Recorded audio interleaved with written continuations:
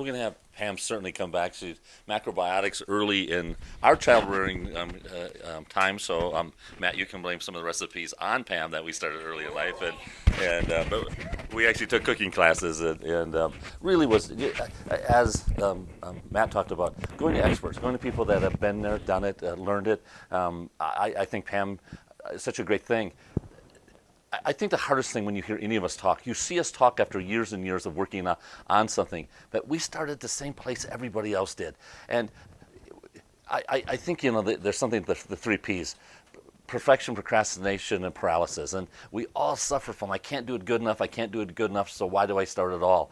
I put some books in obviously we're running in some time, but I'm probably a marginal parent at the best. And yet I've struggled and read and done everything I possibly can to look at it in that. There's a book called No Mission In in schools.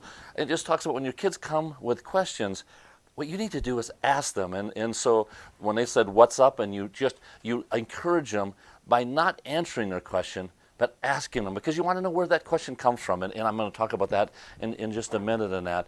There's a great book on protecting the gift in your children in that. And each kid is individual, as individual as possible in that. And how do you grow their gift? How do you make sure their gift is okay as far as it goes? And again, a great book. And again, parenting, keeping children and teenagers safe and parents sane as far as it goes. Parenting with logic in that. And again, there's so many great authors out there. Kids first, and how do we make sure that we get them in the right place? And an author out of Canada, which I really liked. How good do we have to be? Because our kids, we don't give them lines, so they don't understand how good do we have to be and to make mistakes. Because I was at a coaching thing the other day, and in the state of Wisconsin, the average high school referee is approaching 65 years old, because nobody wants to officiate anymore. Because parents have invested from 5 years old in their children, and they want a return on that investment.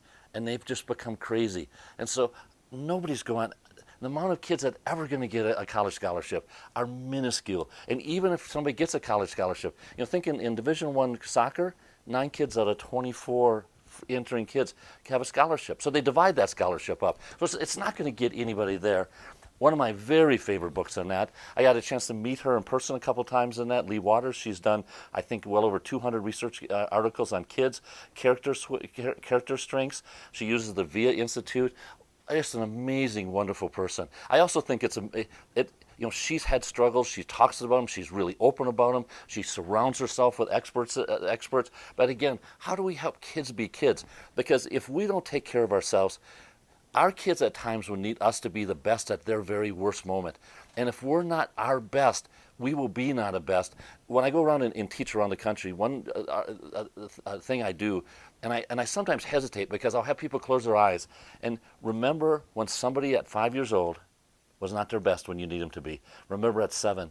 And about a third of the audience will start crying. It's so devastating to not be. We can be good for a lot of times, but man, that not being our best at some time, way, way, way, way devastating. Then again, the strength switch. Any of these books, if you ask a question or if you ask for something, we're going to have a drawing, and so we have prizes for you. If you come up with a title for our next talk, then you're going to get a big prize. So I can't tell you ahead of time, but it will be big. It'll be so exciting in that. Earl Mendelsohn was an author. He wrote several books.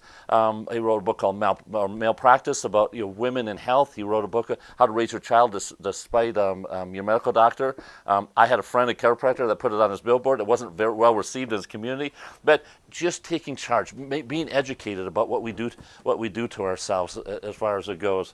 Beyond antibiotics, disconnected kids, any kids that have dyslexia, the biggest thing we need to do is not have them feel dumb. Because at one time, dyslexia was the greatest gift. Alexander the Great, many people, because you could see three-dimensional. They could see the world. Until we made kids sit in desks 150 years ago, dyslexia was a gift, not something that wasn't a gift. And now we've made them, and if a kid can get through school without feeling dumb, they can have amazing things. They can see things in a realm that's just almost unbelievable. The amount of people that quit school and end up doing very well because they had dyslexia. So they actually quit school and go with it. How to raise emotionally healthy children.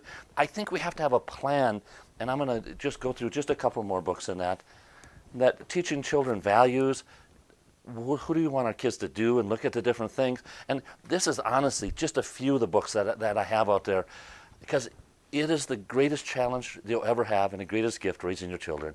And what legacy do you want to leave with them? Leave with them. I'm going to talk a little bit about a couple of recent books.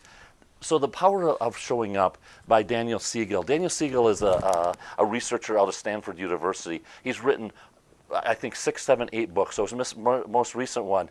And how timely, because if it was really time, wouldn't we see statistics on health be the best ever? Because hasn't this last year given us the gift of time? That child abuse is the highest it's ever been. Drug abuse and deaths from it, the highest it's been.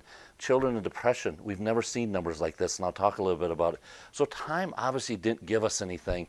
What do we do with that time and that? So in his book, it's called The Power of Showing Up and that. And he talks about, and he's written a book called The Whole Brain Mindset. But he talks about something called the 4 S's. So do we have a plan that we can help? Because the research the research is connectedness and what are kids doing. And little kids, when they see their parents, should run to them and be super excited. And if they're not excited, we have an issue. I mean, there's something going on. And they need to be connected to at least one parent, because if they don't be connected, they don't feel so seen. Seen with your eyes, perceiving them deeply and emphatically, sensing the mind behind the behavior, mindset he calls it. So if we punish the behavior, we're losing an opportunity. And a great book which I've really liked in that, called The Coddling of America. I heard him speak in Australia, and he talked about we need to understand our kids at the deepest level. When Matt talked about their whole thing is unstructured play. We have no unstructured play. In Europe and Asia, they have places where parents can't go, and they have hammers and nails, and they do things, and if they get hurt, they get hurt. Not obviously to lose their life, but we're going to have cuts and stitches. That's just part of life in that. Wayne Gretzky, the greatest hockey player maybe of all time, his dad told him, he said, so Wayne Gretzky, in his youth, he played a national title 2 times and lost it twice. And his dad looked at him and said, I want you to know, those kids never get a chance to just free skate. They're structured, and they beat you. But I guarantee you, none of those kids will go to the pros, and kids will yours. 5 kids off of Wayne's team went to the pros, because 50% of the practice was letting them just free skate out there. Just practice things. Just do it. Create their mind as far as it goes in that. Safe. Avoid actions and responses that frighten. So when a child starts to cry when they're little, and we aren't in a good place ourselves, and we get mad at them, it drives in that very young brain the fear of being unsafe for the rest of their life. They will hide, they will not engage in life. They will live life they may have a beautiful voice and never go on stage. They may love to be a play or dance or whatever, and they'll never do it. And it starts from 0 to 2. That's one of the things that makes me probably most fearful of the COVID, is the lack of grandpa time for kids. Because our brain develops, we have 2 hemispheres, and we have a connection between it called the corpus callosum. And our right brain develops faster in kids than the left brain. And then human experience catches the left brain up. And if the left brain doesn't catch up, the right brain dominates, and we have behaviors that are not very healthy. And we only have certain windows. My daughter got a puppy not so long ago, and the vet told her over and over again, socialize your dog early. It's so important. So in the COVID, people were at dog parks, but they weren't at people parks. Kids weren't at playgrounds.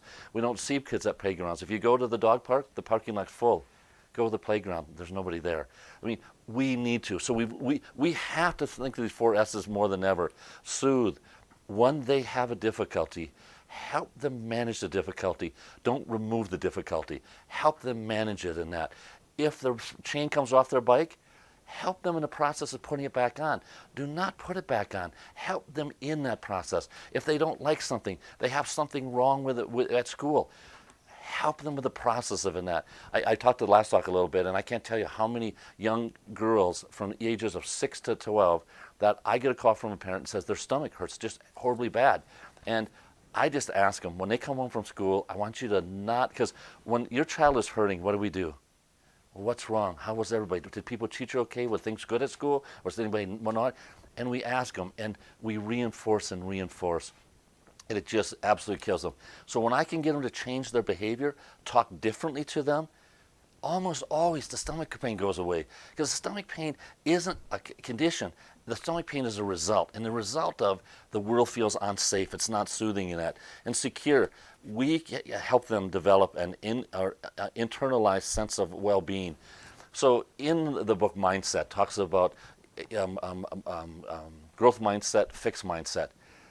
Growth mindset means I feel like internally I can handle the world. When my son Josh had a tryout for the Olympic development team and he was playing in Wisconsin, they brought a psychologist and said, I want you to understand, elite athletes have some of the highest suicide rates of any sport because the external world gives them rewards. And when that external world goes away, the internal world doesn't have enough resiliency to help them. A two-time All-American that was scheduled to be on 2 Olympic teams ran a poor race, and I can't remember what city it was even in, but she ran out of the stadium and jumped off a bridge and killed herself because she couldn't handle defeat. She did not have that internal. Like, every little thing we do to help kids be resilient in that means everything. Daniel Siegel has written multiple books in that. They're wonderful books as far as looking at.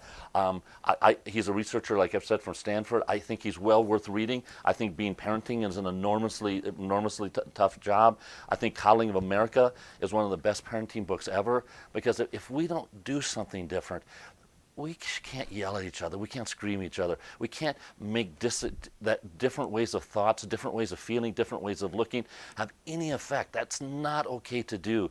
You know, he talks in there that we are not meant to be snowplows for our kids. We're meant to help them get over the bumps, but not remove the bumps. That's not our job. You know, I had somebody in a plant in town here talk about he was doing an interview with a college graduate, and halfway through the interview, the child said, can I take a minute? I want to go to the car and ask my mom what you just asked me. We have raised the number of kids not getting driver's license have absolutely skyrocketed because they don't need them. They don't have them in that. We need to make sure that we help our kids go the right direction. We talked, and I know they went through it in that. So obesity rates in our country, of children, 18.5% are obese. That's 13.7 million. I sometimes think 13.7 million children are going to have some health problem. What if we put the energy in COVID into obesity? What if we did the same thing? What if we really said, it doesn't matter, but we're going to ban bad foods for kids. We can't have foods with over 30% sugar that are going to be breakfast cereals. We can't have that. 2 to 5-year-olds, 13.9% are obese. 6 to 11, 18.4, 12 to 19, over 20% of kids are obese. We're setting up for a life of failure in that. And no one talks about it. Like, how is that not a national crisis in that? Because more kids will die from obesity than ever die from COVID. I guarantee you, as far as what goes on. When we look at depression and that, so what do we know when we talk about the 4 S's? Kids lived with uncertainty, social isolation, parent angst. 22.3% of all youth surveyed said they were depressed in COVID and that. If we look at junior high and senior high kids, 43.7% showed they were depressed during this time. 37% and 0.4% anxiety. 31 had both. Those are numbers that are astronomical. Going into COVID, we were in trouble. Now we need to be the best parents ever, and often we weren't the best parents in that. Just in the state of Wisconsin, Dr. Matt talked about it, that athletes that play high school sports, when surveyed, were 55% less active than they were before COVID. Like, the thinking, moving, and eating, we have absolutely devastated, and they all work for health. They're all part of the health thing. So if we look at our parenting plan,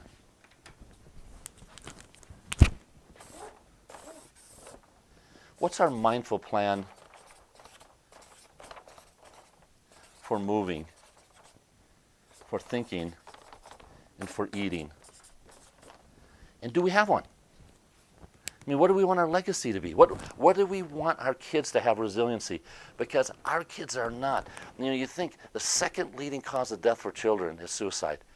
It's at a number that's astronomical. Again, there were way more kids that died of suicide in COVID than died of COVID. I'm not sure why these things aren't national crisis. Like, why aren't they the thing we see on the news all the time? Why aren't they the things that we see we need to do? Our kids are in trouble like we've never seen before. The first time ever in measured mankind, children are not going to live as long as adults. The first time ever, kids are dying at rates of cancer that we've never seen before, ever seen before. Cancers that we haven't seen.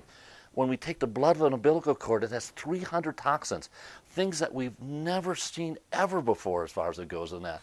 So we're going to follow up. We're going to talk more about kids in that. I thank you for staying in it. I think for our guest lecturers, we're going to certainly have more guest lecturers. I'd love Pam to do a whole section on eating. It was revolutionary in our life and our kids and what we did. I think that if we can make our kids resilient by moving, resilient by eating, resilient by thinking.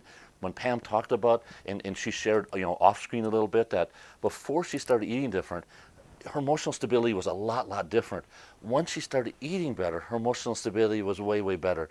My son Matt, we used to laugh a little bit, like when he was little, for some reason, peaches had so much sugar in them, the canned peaches, he just would come home and it was just horrible. He couldn't control his emotions in that. And, we would reach out to experts like Pam and try to understand that, because things like hypoglycemia and dropping blood sugar levels weren't things that were common knowledge, not common in our vernacular in that. But I guarantee if we would have kept feeding Matt sugar, I'm not sure, because we would have started trying to go after the behavior and not the reason.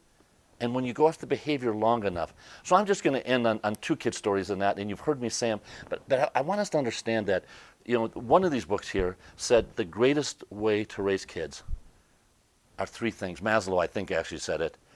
By example, by example, by example. They are us. They are us in every way.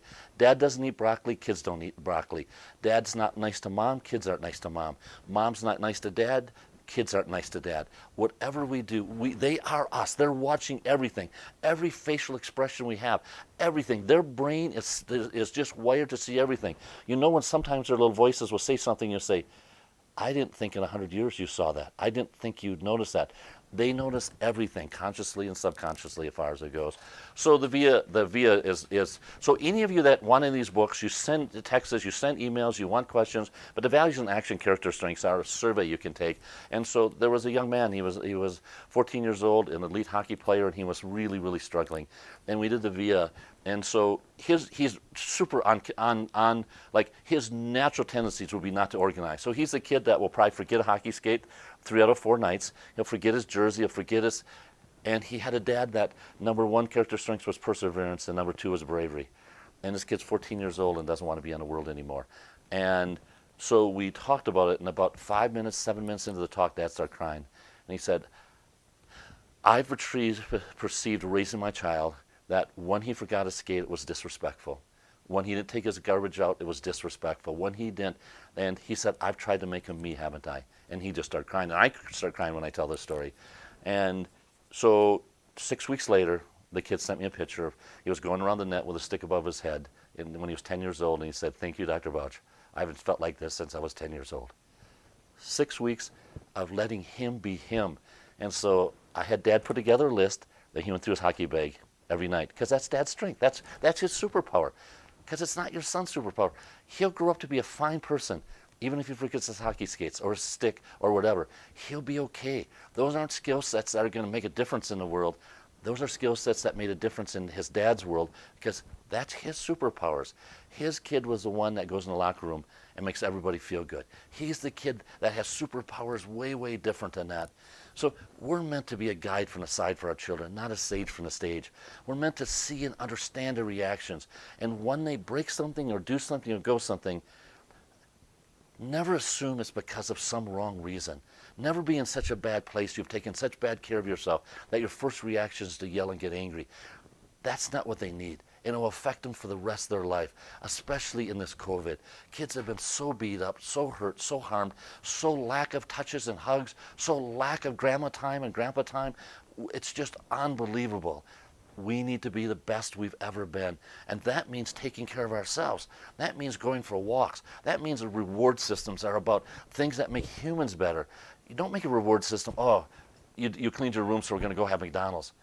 You cleaned your room so we're going to have game time. You cleaned your room so we're going to go for a walk. You cleaned your room so we're going to play with a balloon. We're going to do things. I mean, I would love to see, like, from the 60s, 70s, 80s, and 90s, or wherever balloons were created, how much parents and kids are hitting balloons back and forth. I love when Matt talked about that. What a great coordination drill. What a fun thing. I mean, I remember, hitting, I mean, you have that many kids, you found anything you can and anything cheap you can. So balloons were cheap in that. So to go around, and I won't mention names, but one kid seemed to break the balloon more than any other kid. And so we won't say that name, but it was fun, and it was way, way good things as far as it goes. So we're going to continue the series, and it's going to be about adults and humans, because if you don't take care of yourself as an adult, how are you ever going to expect your kids to take care of themselves? It's way, way important.